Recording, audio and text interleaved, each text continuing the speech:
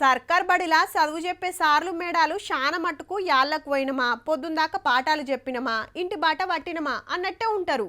అప్పుడప్పుడు పరీక్షలు పెట్టుడు పేపర్లు దిద్దుడు పోరలకు మంచి చెడ్డ ఎరకజెప్పుడు చేస్తుంటారు.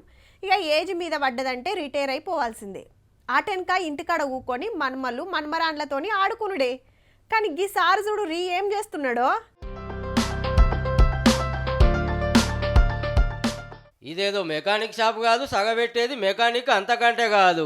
హెడ్ మాస్టర్ గా పనిచేసి రిటైర్ అయిండు సారు. పేరు రవిప్రసాద్, ఉండేది నల్గొండ. ఇంతకు సార్ ఏం తయారు చేస్తున్నాడంటే రిమోట్ తో నడిచే విమానం. ఇప్పటిదానిక 50 చేసిండట. ఇంట్లో జాగా చాలతలేదని బయటికి తెచ్చుకొని చదువుతున్నాడు. ఇయే కాదు 12 డ్రోన్లు సుధ చేసిండు సారు. టీచర్ గా పని చేసుకుంటా గివ్వాన్ని ఎట్లా చేసిర్రు అంటారేమో. 1968లో నేను బాంబే వెళ్ళినప్పుడు అక్కడ ఈ స్ట్రింగ్డ్ ఏరోప్లేన్ మోడలింగ్ తోటి వాళ్ళు డిస్ప్లే చేయటం చూశాను. అప్పటి నుంచి నాకు ఇలాంటిది ఒక మోడల్ తయారు చేయాలనేది అప్పుడు మనసులో పడింది. చిన్నప్పటికెళ్లే కాయిసాట తీర్వాటం లేక అప్పుడింత ఇప్పుడింత సగబెట్టేది. ఇక రిటైర్ అయినాక ఇంటినే ప్రయోగశాల చేసి పురాగా వీటి మీదనే పడ్డాడు. అయితే మొదలు తయారు చేసిండు గానీ ఎగరకపోయేదట. హైదరాబాద్ లో ఇసొంటి విమానాలు తయారు చేసేటోళ్ళ దానికి పోయి నేర్చుకున్నాడట.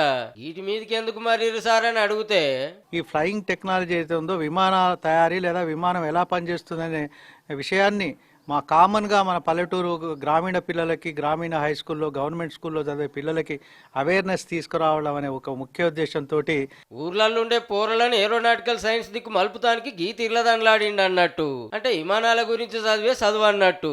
ఈ స్కూళ్ళలో పనిచేసేటప్పుడు సైన్స్ ఎగ్జిబిట్లు సుత దగ్గరుండి చేయించడోడట. అప్పట్లో జిల్లా సైన్స్ ఆఫీసర్ గా సుత పనిచేసిండు. మనం చూసే విమానాలకు వీటికి గింత సుత తేడా ఉండదట. కాకుండా ఓ పైలట్ నడుపుతాడు, ఇవి రిమోట్ తోని. కడమదంతా సేమ్ టు సేమ్ అన్నట్టు. రేపు ఇంకిన్ని విమానాలు డ్రోన్లు తయారు చేసుడే కాదు, ఇప్పటి పోరలకు నేర్పిస్తా అంటున్నాడు. కానీ ఎవరన్నా రిటైర్ అయినాక రెస్ట్ తీసుకుంటారు. కానీ సారేమో రిటైర్ అయినాక అసలు రికామే ఉంటలేనట్టుంది పో.